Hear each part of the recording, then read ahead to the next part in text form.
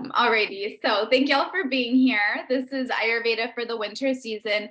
If you have been on my live webinars in the past and you know that I love for them to be quite conversational, I want to hear from you because the best way to understand Ayurveda is to apply it to your own life. So feel free to share, feel free to ask questions. That's like really the best way to learn these concepts. And with that being said, we'll get rolling. So if we haven't met, I'm Lillian. That's my dog, Mac. Hopefully he won't bark or make a debut in this recording, but sometimes he does. I'm an Ayurvedic health coach and a hormone health coach in Los Angeles. I work one-on-one with clients as well as I lead group cleanses. And I have been practicing Ayurveda now for about 13 years, and it has completely transformed my life. I have totally ditched diet culture, food fear, all of that, and really feel like I understand how to take care of my body. And from like a place of real freedom, I don't need any major restriction. And that is empowering. And that's what I want for everyone who encounters Ayurveda, because it's such a freeing and amazing science. Using Ayurveda, I've stabilized my weight, I've cleared up my skin, I've cleared up my digestive issues, my hormonal issues, my energy is quite balanced, moods are balanced. And when one of these things goes off, I can use Ayurvedic principles to really pull things back into place. And so we're going to be talking about a lot of that today. This is where I will just give my disclaimer. None of this is medical advice. If you are under the care of a medical provider, please chat with them before you make any big diet or lifestyle changes. Alrighty, so if Ayurveda is new for you, Ayur means science and Veda means life. So Ayurveda is quite literally the science of life. It gives us a framework to better understand ourselves and how to interact with the world. So human beings are meant to live cyclically. We live with the cycles of the moon. We live with the cycles of the season. We live with the cycles of the day, the sun and the moon. But in our modern society, we've really lost our connection to those cycles. And according to Ayurveda, the loss of this connection is one of the causes of disease. And I think that most of us would agree that as a society, we're pretty diseased, we're pretty unhealthy. And so one of the ways that we bring ourselves back into health is through living cyclically. And we live cyclically throughout the day, which is something that we go quite deep into in my Ayurvedic cleanses. But what we're going to talk about today is Ritucharya, which is living cyclically with the seasons. There's different ways that we need to adjust, our diet and our lifestyle with the cycles of the seasons. So here's my first place where I would love to hear from you guys. So if you could in the chat, or there's not too many of you today, so if you want to go ahead and just unmute and kind of just holler some words out, if you could please share, what words do you use to describe winter? Let's see if the chat's off. Cold and dry. Dry, cold, and dark. Yeah, totally. And both of you guys are in LA, and so that's interesting. I know that there'll be lots of other people reading or watching the webinar that might not be in LA, and so there may be some different descriptors. But I would say cold, dry, and dark are really three common ones that we use to describe winter. So, what are your favorite things about the winter? You guys can unmute and just shout too. It's cozy. Yeah. So it's like inward, you guys are all saying cozy, the holidays. What about the holidays? You have time to rest and relax. So again, that's like the cozy, the rest, relax, the inwardness, the slowing down. Hot tea. I love hot tea too in the winter. Yes, totally. Soup, like hot, warming. Those are kind of, I think of all those as cozy too. So there's like a hunkering down, a slowing down, a going inward aspect to the winter for sure. What about the least favorite things winter? What are your least favorite things? Feeling less energized? which is interesting because it's also your favorite thing. So you like being cozy, like, and that slow down, but also you don't really want to do so much. So there's like, two sides of the same coin. It gets dark so early. So that darkness, yes, absolutely. Yeah. Yeah, these are good, you guys. Good. And then, those of you who are watching the recording, you can absolutely pause and jot down, what your favorite things about the winter are, what your least favorite things, because this will start to dictate, how you create your habits for the winter and keep your body healthy. And now we'll go, how do you feel physically in the winter? So like your physical body, how does that feel in the winter? And does it feel different than, perhaps how it does in the summer?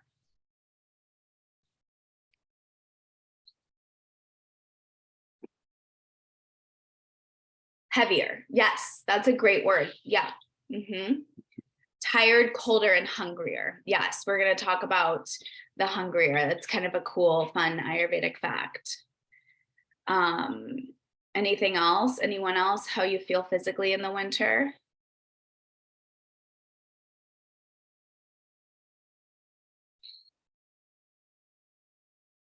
Okay. How about mentally?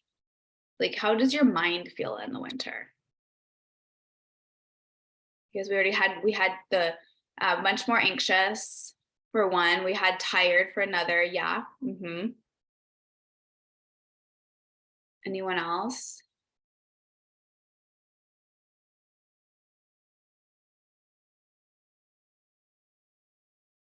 And then last one, you guys can pop in on that. Or what foods do you crave in the winter?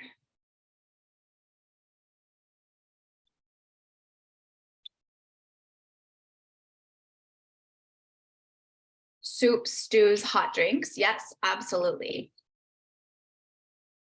For me in the winter, I like can't stop baking. Like it's all I want to do is bake. Carbs. Yes. Yeah, that's the baking, right? Charcuterie boards. I kind of always crave charcuterie boards, but dairy, cheese is considered heavy and dense. It is so we'll talk about that. It's a kapha aggravating vata balancing food because it's so heavy dense. It's actually considered oily as well, which is kind of like what the carbs and the comfort foods are too. So you guys are craving different things, but craving the same qualities of things for sure. Sweet. All right. Anyone else, anything to say about any of these? Or I'll keep going. And then again, those of you watching the recording, really do take a moment to pause here and do your own reflections, because this is going to help you apply this into your own body, because everyone's bodies are going to react to winter a little bit differently, and we'll need to respond in a slightly different way. All right. So Ayurvedically speaking, what's happening in the winter? So in order to understand this, I'm going to do a really quick refresher of the doshas. If you have never heard of the doshas, if this is a brand new concept for you, then I do have a masterclass called Discovering Your Doshas, which will help you dig really deep into what those are. But for now, we're just going to go real quick overview. So vata is governed by air and ether. It's a very light dosha. It's also considered mobile, dry, and cold. So when we're talking about the doshas, we're really talking about the qualities that make up the doshas, which we see in the world around us as well as in our bodies. Then we have pitta, which is made up of fire and water. And pitta is hot, it's oily, it's spreading, and it's sharp. We don't have a lot of pitta in the winter, unless you're living in the Caribbean, in which case you're quite lucky. but pitta has its own set of problems as well. And then we've got kapha. So kapha is earth and water. Kapha is heavy, dense, it's dull, and it's cold. And then when we're talking about the doshas and we're talking about the qualities of the doshas, we're always working with the cardinal rule of Ayurveda that like attracts like. So add more cold to cold, you have a colder situation, and opposites balance. So if you add heat to cold, you have something like lukewarm, something, or temperate right in the middle. So we understand those are the three doshas. Those are the qualities that make up the doshas. And then we're thinking about winter. Winter's a little tricky because it's both Vata and Kapha season. Vata, again, is light, dry, mobile, subtle, and cold. And so this light, dry, that is what a lot of you guys use to describe winter, how the words that you would use to describe winter, how you feel in the winter. One of you said anxious. That would be considered mobile. Your mind is going all over the place. And then, we talked about like wanting to be cozy and have warm drinks. That's the body having a healthy craving. It's adding the heat to the cold. The qualities of kapha, because we also have kapha happening right now too, are heavy, cool, damp, slow, cloudy, sticky, and stable. So like that going inward, the coziness, that's a very kapha type of thing. A lot of the foods that you guys are craving are very kapha-like foods. Anything warm is going to balance kapha. So it can be tricky because Vata and Kapha are quite different when we look at the qualities, but what's the one thing that they both really have the same? Do you guys know? Can you notice that on the list? If anyone wants to type in the chat, or you can always holler too. No, they're both cold. So that's something we've got to really balance, is we've got to really focus on balancing the cold in the winter. Which dosha is more predominant, whether it's Vata and Kapha, is going to depend on a few things. So it's going to depend on your innate constitution. So if your body has a tendency towards more kapha, you'll likely have a little bit more kapha aggravation in the winter. If it has a tendency towards more vata, you might have a little bit more vata aggravation. But then playing even a bigger factor is going to be the weather. And we're thinking both indoor and outdoor weather. So a lot of times, even if it's raining outdoors or if it's snowing, which we would think of as damp and wet, we then have the heaters on inside, which actually makes the weather that you're living in dry. So winter is more vata than kapha for that reason. We see more vata aggravation because there's so much dryness, there's so much cold. I will say, the weather lately in LA, and I think most of you are in LA, has been very kapha. It's been raining and it's been cold, and I've been noticing a little more kapha with that as well. So, there's some nothing is ever really black and white. It's really just about learning, understanding, and figuring out how to apply it to our own bodies. So when we look at the qualities of vata, so light, dry, mobile, subtle, and cold, or the qualities of kapha, heavy, cool, damp, slow, stable, not really moving, cloudy, sticky. When you think about how you're feeling, what's going on in your own body right now, and this can be physically or mentally, which ones are you connecting with more? And you guys can unmute and holler it, or you can chat. Is there one that you're like, oh, that feels like me more? And the vata would be feeling more anxious, would be a lot more dry skin, would be feeling really distracted or frazzled. The kapha would be feeling quite unmotivated, would be really mucusy, lots of congestion, maybe even a little depressed. Vata, yeah, makes sense. Anyone else want to chime in? It's okay if you don't want to share, no problem. And they may change too as the winter goes on. So going on to the next slide. So how we're recognizing winter in our bodies, because we're all going through this transition into winter, unless you're in the Southern Hemisphere, but you'll do it when we go into summer. A healthy transition into winter, because things are going to shift, is you're going to see a strong appetite. So your appetite may increase, and you may find that you're eating more food than normal. What this is your body's way of protecting its own organs. So your body is going to prioritize protecting its digestive organs, your reproductive organs, everything in the center, like your liver, your kidneys, all of these vital organs, over protecting your hands and your feet. So when we are in cold weather or we go out into the cold, your body is going to rush the majority of its blood into the center, into the core where all these organs are. That rush of blood into your center actually increases your digestive capacity. It increases your digestive strength, or your agni, and it makes you hungrier. And it makes you more able to eat and digest healthier foods. And then with that, you may notice that you're like kind of always rumbling in the stomach, or you always want a little more food, but your hands and feet are really cold. And that's indication that the blood has moved out of the extremities into the core to keep you safe. And that's why we have a stronger appetite in the winter, which I always think is just so cool, because for me in my body, it always happens. Like I'm always hungrier.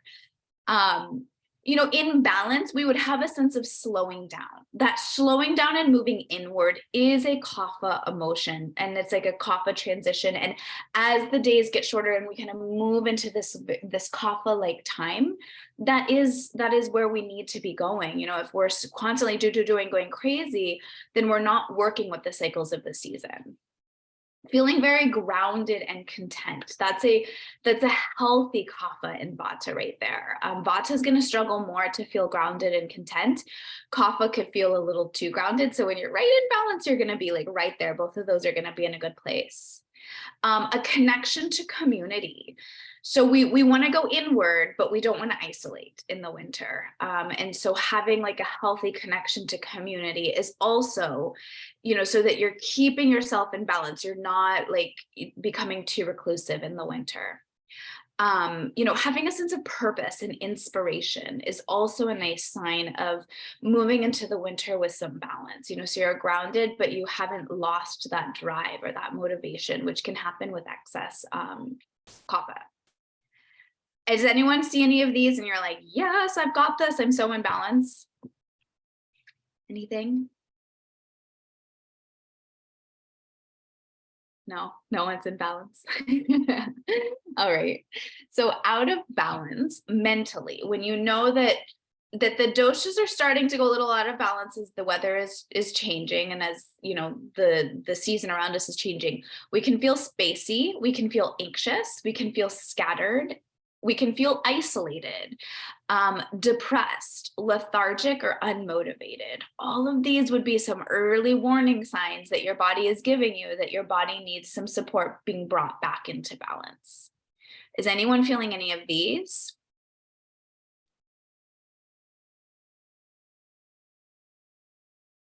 No, you guys are quiet. That's okay. I might keep going.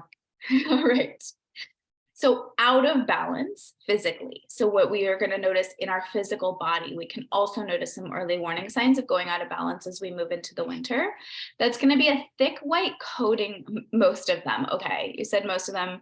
Dry skin, but not gaining weight. So that would be vata. Vata would be quite dry. And you won't necessarily have all of these. Everybody's body goes out of balance in different ways. We all have what are considered like weak spots in our bodies. It's our body's warning sign is going to be different than someone else's. So thick white coating on the tongue, that's a often kapha type of condition. And it would be a sign of undigested toxins. Some things are building up, and perhaps some like kapha mucus and smagmation is happening. So do always scrape your tongue in the morning to keep track of what's going on in your body. Unwanted weight gain. So we all gain a little bit of weight in the winter. We are supposed to gain a little bit of weight in the winter. Your body is protecting you. We'll get it off in the spring with the spring cleanse and with the kapha balancing routines. But for now, don't stress about that. But if you start to notice like unwanted weight gain, like too much weight gain, that would be a sign of kapha imbalance in the winter. Dry skin, that can be a really common one. That would be a vata imbalance in the winter. Rashes, that would also be vata, or like skin problems. Sometimes like it starts with the dry skin and then it turns into the rash, and that would be a lot of vata happening. Constipation could be both vata or kapha. We want to always make sure that our digestion is running. Mucus congestion in the nose and the throat.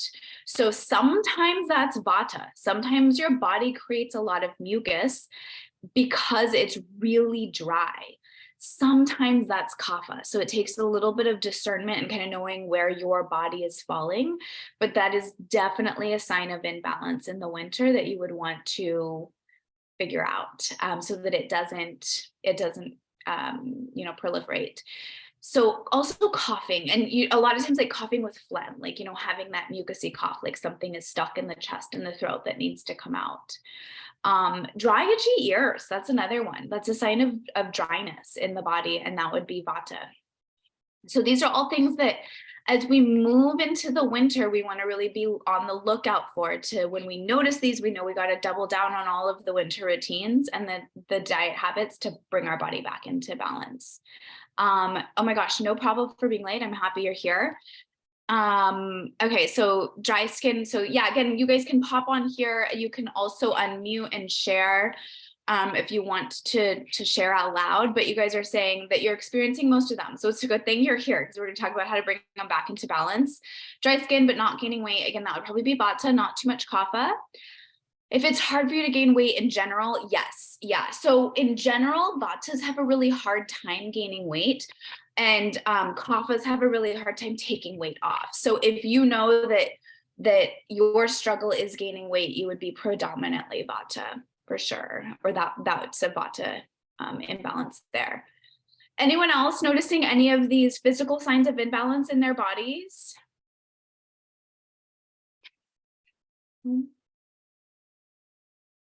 All right, we'll keep going. If there's anything you want to share or ask questions on as we go, please do, and I'll keep periodically checking the chat. All righty, so we've kind of established like what's going on. And then it gets really tricky. Like Ayurveda is literally always gray areas. And I find that winter is tricky for a few reasons, because, both vata and kapha are at play. So sometimes we need to seek a little bit of external support to understand which dosha it is. Sometimes it's quite obvious. In general, you can go by the rule that early winter, so where we are right now, is going to be vata season, and late winter, so like February, March, is going to be kapha season. I see this especially on the East Coast, where you guys have like 4 very predominant seasons. Those of us here in LA, and I know there's a lot of you guys on here right now that are in LA, it's just different. We don't have those 4 pronounced seasons, so I don't think we have as much of that clear vata to kapha, but it does fluctuate between the 2 of those. And then the holidays land in the middle, which can be really aggravating to both vata and kapha, and can throw us quite off. And there's a lot of beautiful things about the holidays. There's the connection to the community and the coziness and the grounding inward, but there's also a lot that doesn't necessarily support us being in balance. And so I find that it can be tricky to come back into balance after that. East Coaster there, yes. Yeah, so you're in like 4 very clear seasons, and so you're probably really in vata season right now too. The kapha season on the East Coast is when it kind of stops snowing so much and it rains more, but it's still really cold, and then the rain kind of freezes, and then you've got that slushy mess. That's kapha. Alrighty. So what do? We painted the picture. We know what's happening. We know that there's some things that we need to take care of. So we're going to first start with diet, because I know that that's what gets us really excited. But the lifestyle piece, which we're going to get to next, is just as important, if not more important, than your diet. So please don't, forget about that. All right. So the food choices for winter, we have a vata and a kapha we have vata and kapha pacifying diet in order to stay balanced. Where the vata diet and the kapha diet are, pretty different, but where these 2 meet in the middle is going to be warm, cooked, slightly oily foods. Foods that you would consider to be like cozy, that you would want to curl up in front of a fire, like with a warm blanket and eat. Foods with the naturally sweet, sour, and salty taste are going to be really nice for the winter. These 3 tastes are the tastes that balance vata, not kapha. So we're kind of going with the idea that the heater is on, the weather is cold, it's probably a little more vata than kapha where you are. And as you move into spring, you transition into even more kapha balancing foods. Protein-rich meals are really important in the winter. Protein settles your nervous system. Vata is your nervous system. So when it's really dry, really cold, Vata could become quite unsettled. And some of you even said it, that you get really like anxious in the winter, and protein can ground that nervous system. Protein is also building. And like we said a minute ago, you build a little bit in the winter, you add a little bit of weight, your body is building a little bit more to give you that cushion to protect you, because your body is trying to protect you. So if you're craving more protein, if you have more of it in your meals than normal, that's you moving really nice with the cycles of the season. If you're feeling really scattered, distracted, or like you can't get full, I would actually maybe explore adding a little more protein into your meals this time of the year. Another thing is to just sip on hot waters and teas throughout the day. I'll give you some ideas for teas in a bit, but the more that you can just kind of keep the warmth in, keep things moving, is going to be really good. The heat, constantly adding that heat in some well-spiced teas is also going to increase circulation so that you don't constantly have those cold hands and feet. We do kind of want the blood to move and the body to move a bit too. So I will give you lots more specifics in the next slide, but does anyone have any questions on any of these recommendations here?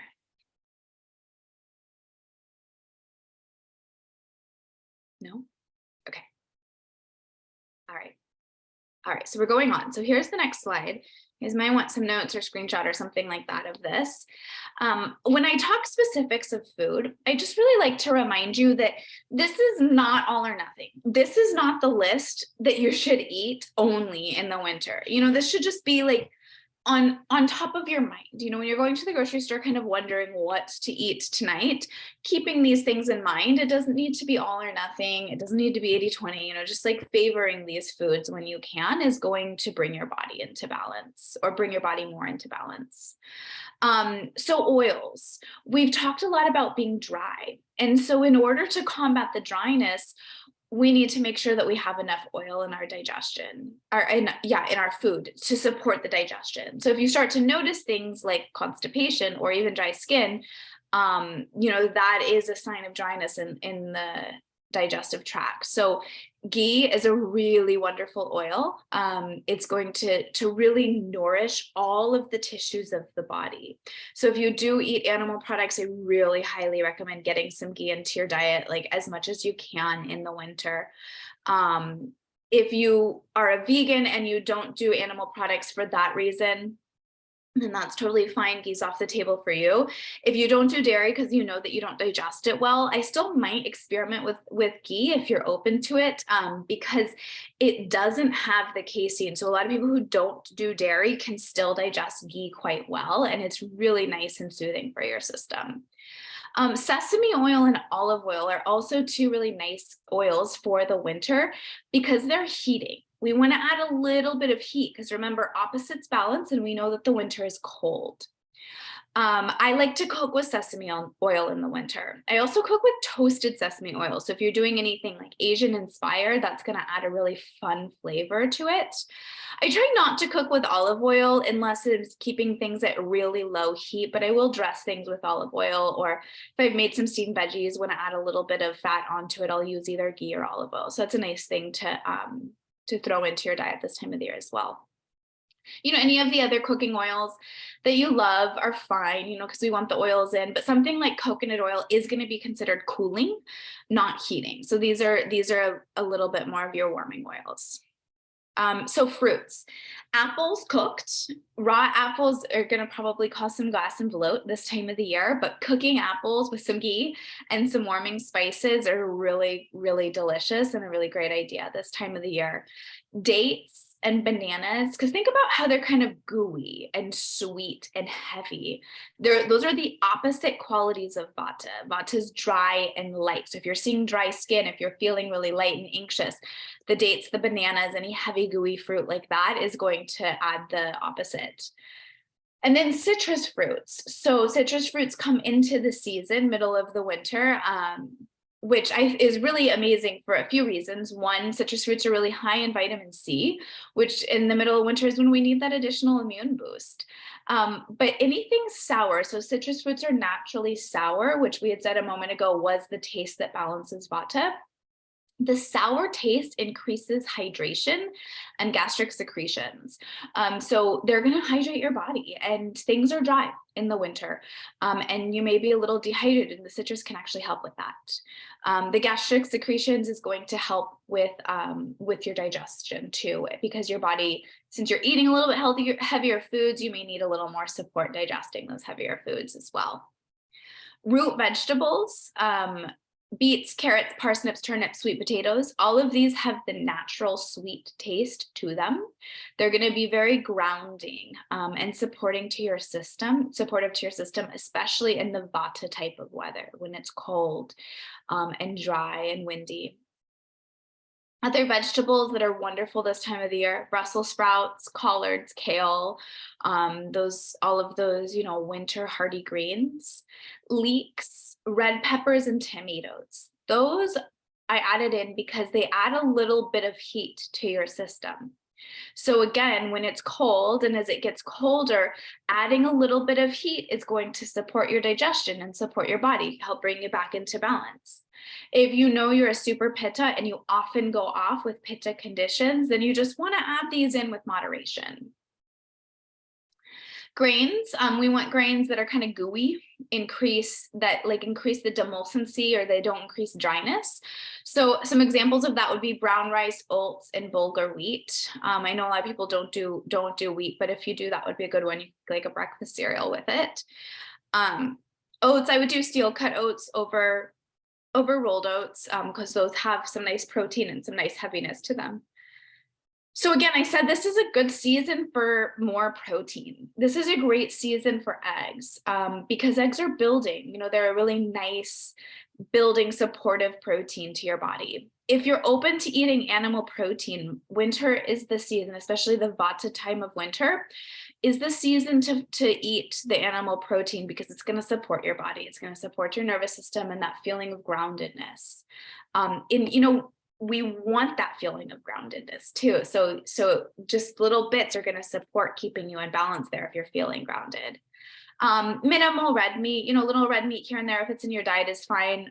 Too much of that can be kapha aggravating.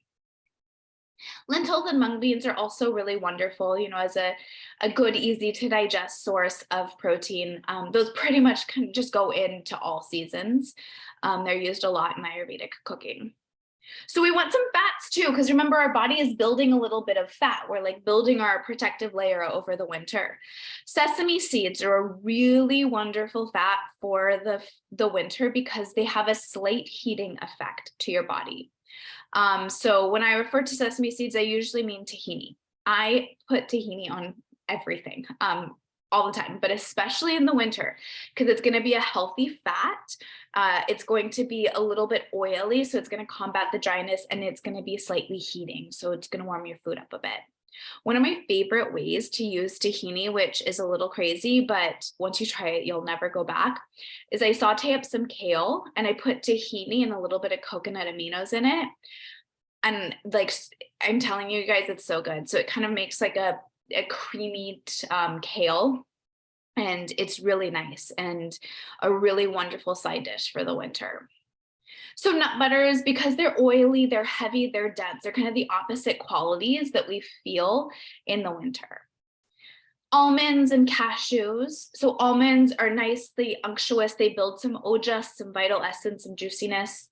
Cashews are actually slightly heating nuts. They're legumes, but we use them as nuts. So they're slightly heating. So if you do have them in your diet, and I know they're in a lot of vegetarian, vegan diets, this is a great season for them. I usually tell you to back off them a bit in the summer, but this is a good time. Now, in the winter, you want lots and lots of spices because you're eating a bit heavier foods, you're eating oilier foods, and we don't want that to sit super heavy and dense in the gut.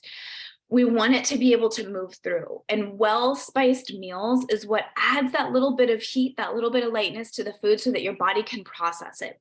So really any spice goes this time of year. I can't think of anything that wouldn't go. A few of my favorites for the winter are going to be fresh or dried ginger. I'm quite pitta, so the only time of the year that I'll use dry ginger powder is in the winter, because the dry ginger powder is quite heating, but in the winter, my body can handle it.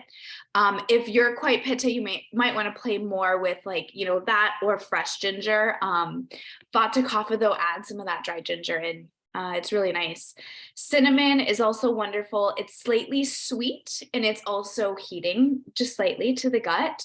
And so it's going to increase circulation as well, keep your hands and feet warm. Cumin, also slightly heating, digestive spice. Turmeric, we all know about turmeric. Paprika is a really good one too. That's like spice, that's slightly heating.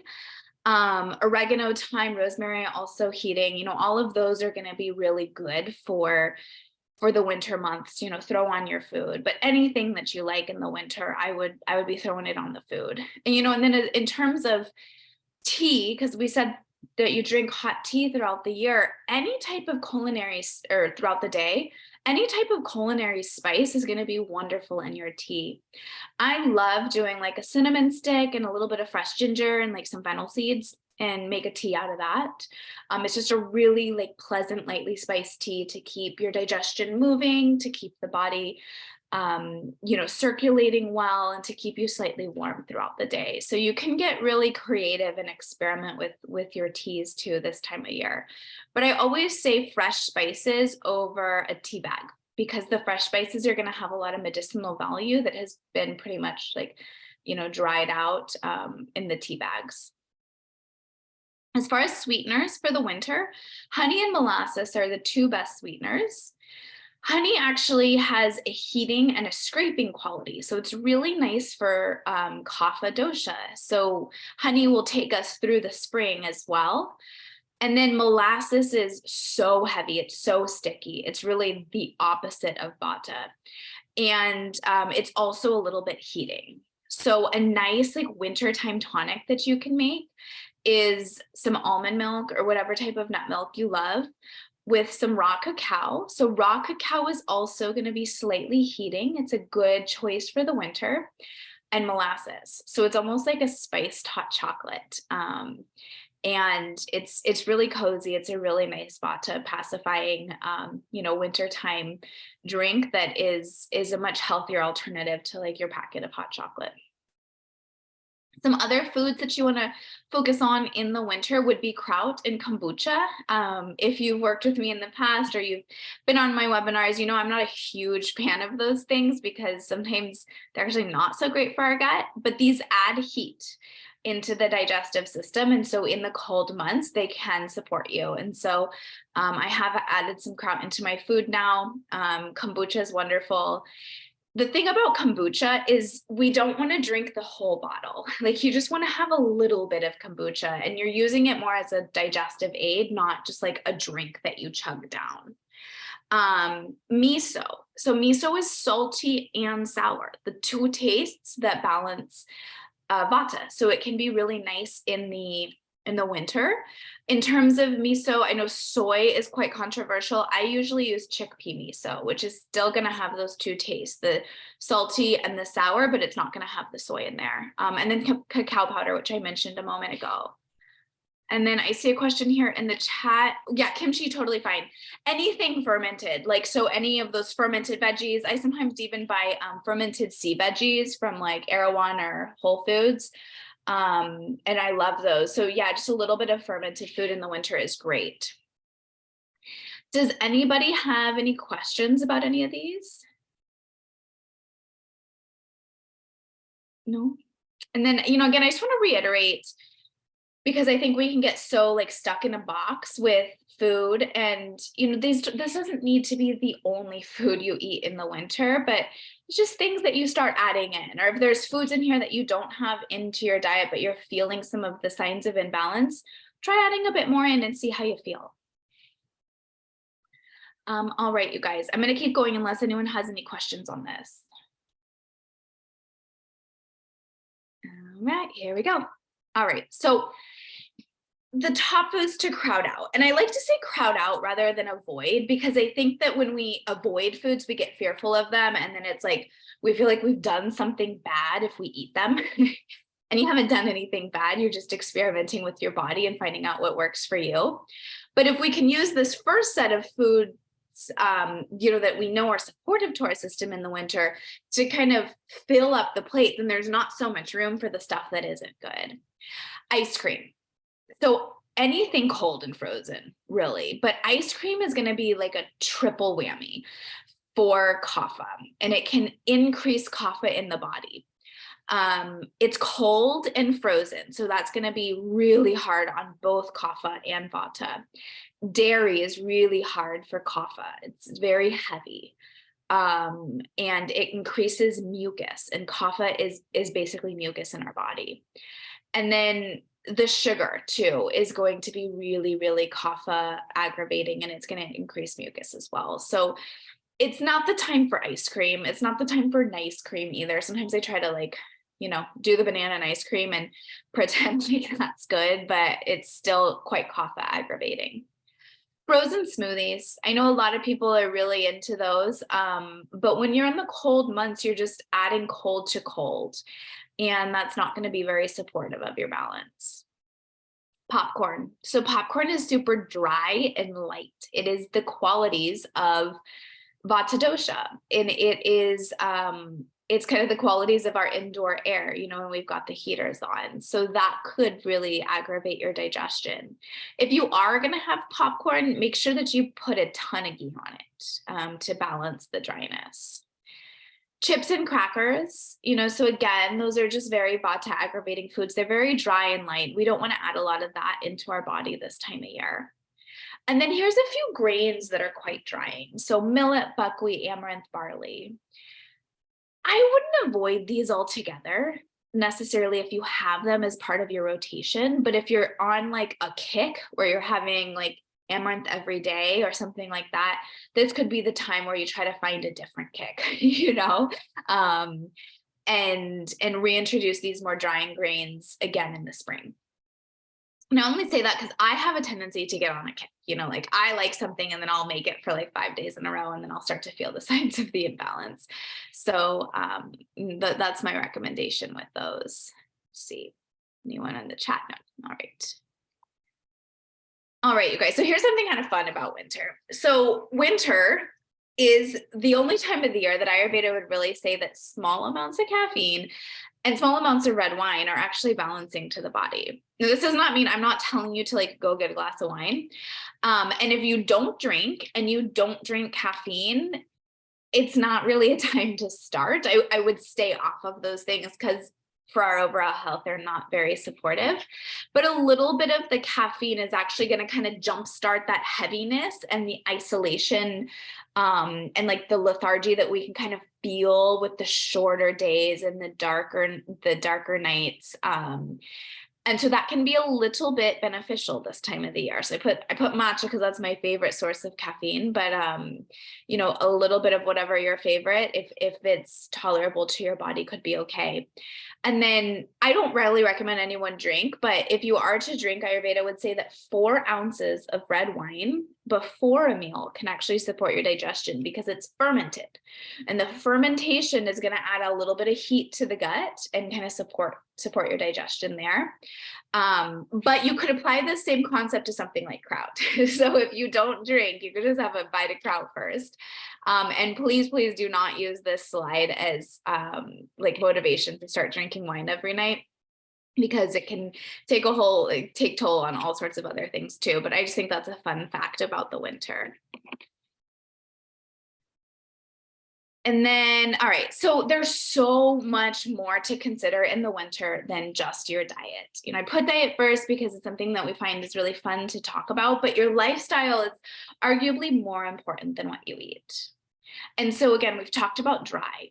And usually if you're feeling really dry skin, if you're feeling scattered, if you're having skin rashes, anything like that, that's dryness.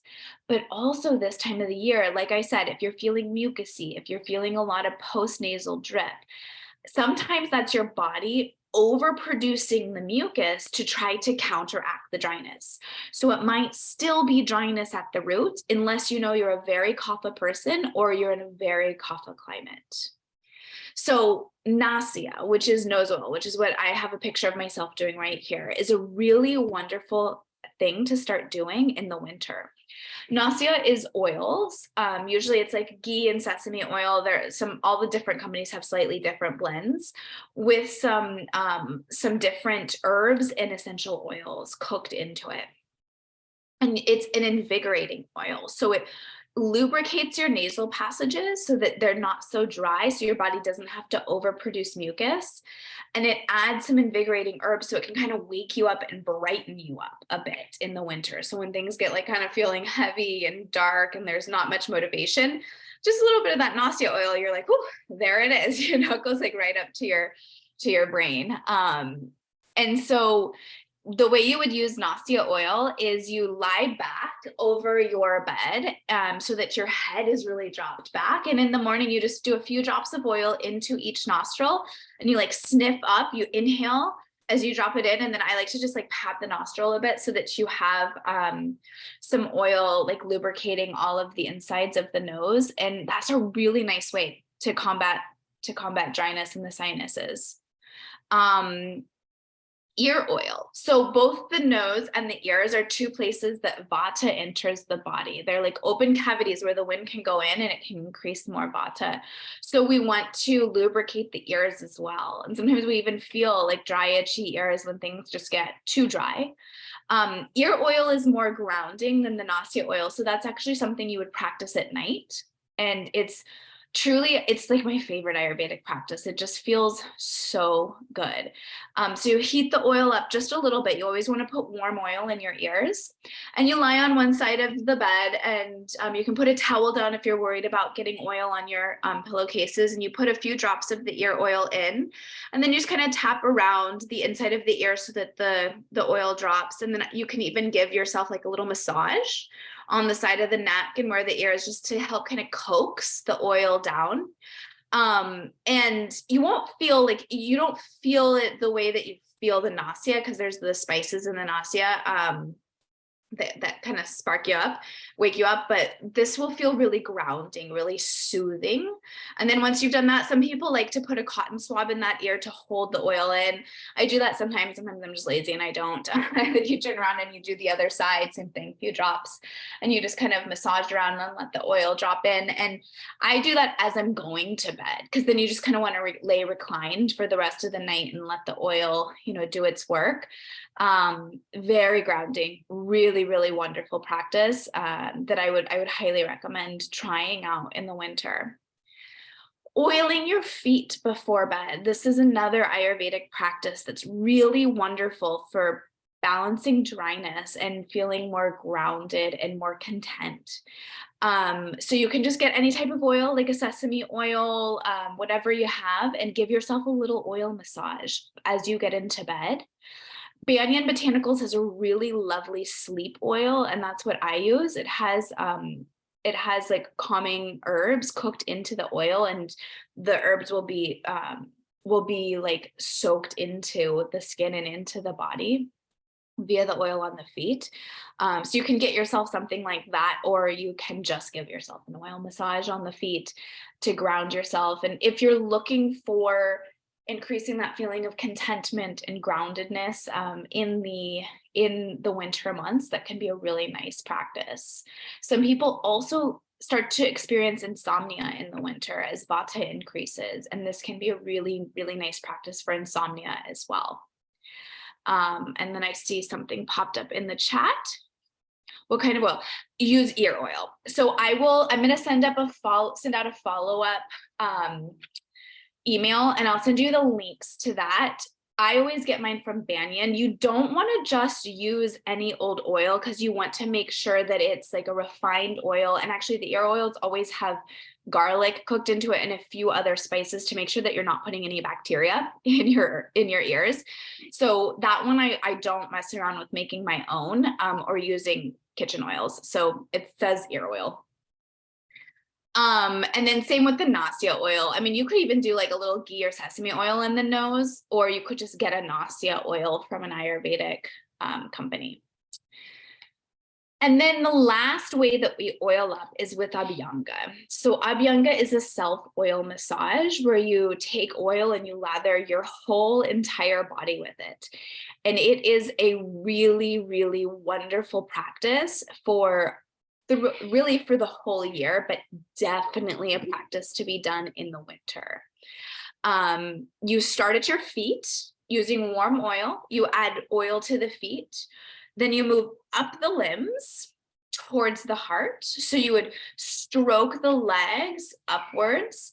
You'll go lengthwise on the legs and circularly around the joints. When you move to your stomach, you'll move counterclockwise, massaging the internal organs with oil. So we're like really countering the dryness that way. Then you'll go to your hands and your arms. And again, you move up in strokes towards the heart, lengthwise on the limbs, circularly around the joints. This is going to counter dryness as well as increase circulation. And we want to make sure that the circulation is moving as we dance between kapha and vata, because with kapha, the circulation won't move so well. Kapha can get quite stagnant, and that's where we could feel the excess weight gain or swelling of the joints or lethargy. And so this can kind of help keep things moving. There's two different times you could practice Abhyanga. You can practice it in the morning, and it's especially recommended in the morning when you're in really cold climates, because it adds like a layer of oil, a barrier onto your skin. So it's really the barrier between the external world and the internal world. The way you would do it then is you would put all the oil on in the morning when you have time, and you would let the oil sit for about 20 minutes. And then you shower in a nice warm shower, shower the oil off, but don't soap it off. And then you'll just get dressed and go out onto your day. I used to live in Asheville, North Carolina, like in the mountains. So it would be really cold, really dry. Winters were really rough on my vata, and doing Abhyanga in the morning was one of the most incredible practices, because I felt like I was putting like a protective layer on, like it was like I was wearing a second skin or long johns. So it will actually keep you warm, especially if you're in super cold climates. If you're in like LA, it doesn't get super cold here, so it's not as vital to do it in the morning. You can decide, like, do you want to do it in the morning? Do you want to do it in the evening? In the evening, it's really nice as a grounding and relaxation practice. And you would do the same way that you do in the morning, where you put the oil on, you let it sit for about 20 minutes, take a warm shower, let the pores open, any last oil can come in, and then you wash anything excess off. And then you would just lightly towel dry and go to bed, because it will really wind you down for bed. And now that I live in LA, where it's a little bit more of a temperate climate, I practice Abhyanga in the evening rather than in the mornings now. So it's something I'd really like kind of experiment, play within your own body and see when that feels good. I do have instructions on how to do Abhyanga on my website, so I will make sure that I link to that as well when I send you guys the follow-up email. Any questions before I move on? Anyone want to chime in, share anything?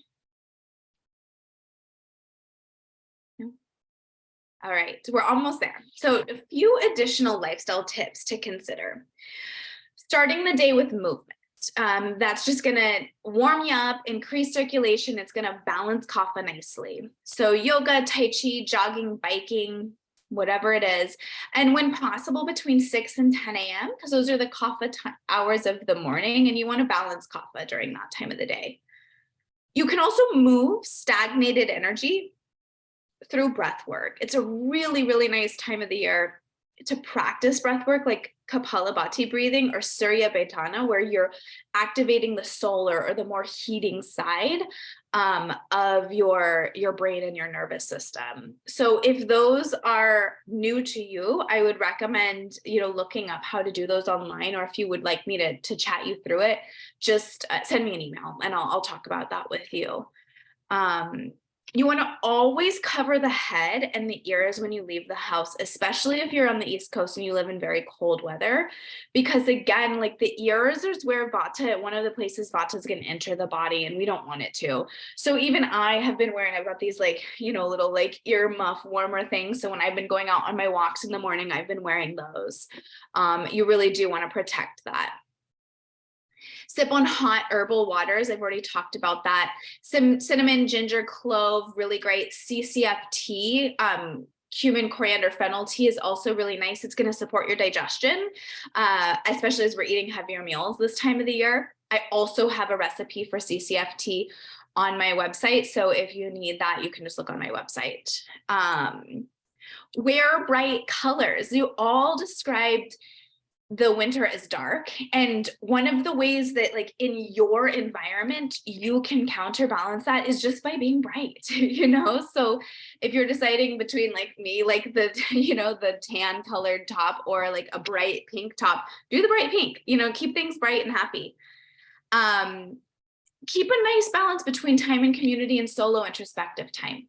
So try not to overbook your calendar, but also try not to underbook, and only you know what that balance is. And then, one other thing. So Chyawanprash is an Ayurvedic jam. It's got tons and tons of herbs cooked into it, and it's an immunity tonic.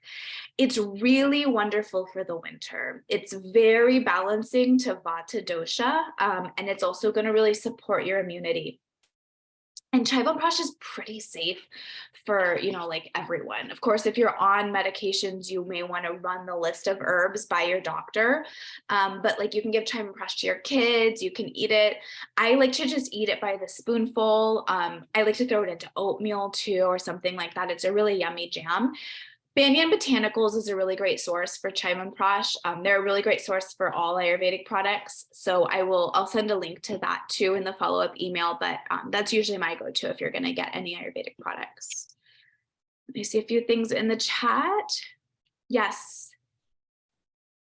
Cover. I know. It's so, yeah, you're saying that your mom would say to cover your neck and ears, and it's so funny. I used to roll my eyes at that too. But then when I think about it in terms of like Vata, I'm like, okay, I don't need any more Vata. So I'm going to do it now. But sometimes like our elders knew best. Alrighty, you guys, that is it for my tips for you. Does anyone have any questions? You guys are so much quieter than my fall crew, which is totally fine. But I'm always happy to answer questions. All right. Well, in the meantime, so, the next thing, if you want to really start to apply more Ayurvedic principles into your life, would be a January Ayurvedic cleanse. I am hosting my next virtual cleanse in the middle of January. It will start January 16th. We'll bring the doshas back into balance and work on strengthening your digestive fire. That's really the two main goals of the January cleanse. And like I said, sometimes the holidays can wreak quite, havoc on the body, especially when we're in a precarious season like this. So it's a good time to do it. If you are in LA, I am hosting an in-person cleanse at Center for Yoga. So please reach out to me for information on that, because I'm really, really excited to be doing this in person. If you're not in LA, I'm offering, or if you are in LA and you want to do the virtual one, I'm offering you guys, just those of you on this webinar, a 48-hour discount. You can get the Ayurvedic cleanse in January for $89. So that's only from now until 48 hours from now, which I think is Friday at noon. I'll send the link out in a moment. This is the lowest the price will ever be for the cleanse. So if it's on your mind and you want to do it, I recommend just booking it now. And then you have enough time to kind of clear off your calendar and really commit to it. So I'll send you the link and the coupon code to redeem your discount for that. And if you're interested in any testimonials and any more information on what this cleanse looks like, please reach out to me, and I'm happy to chat with you about it. I've been leading these cleanses now for years, and they're just so wonderful. And the benefits of the cleanse is endless. And I love connecting with my community and doing this. So again, you'll get all of that information in the follow-up email. And other than that, that's all I have for you guys. I will stay on as long as I need to answer any questions that you have, but when you are done and complete, you're free to log off, and I really appreciate you guys being here, and thank you so much. Let's see, thank you. Anyone, any lingering questions? Thank you. All right, I'm gonna stop the recording.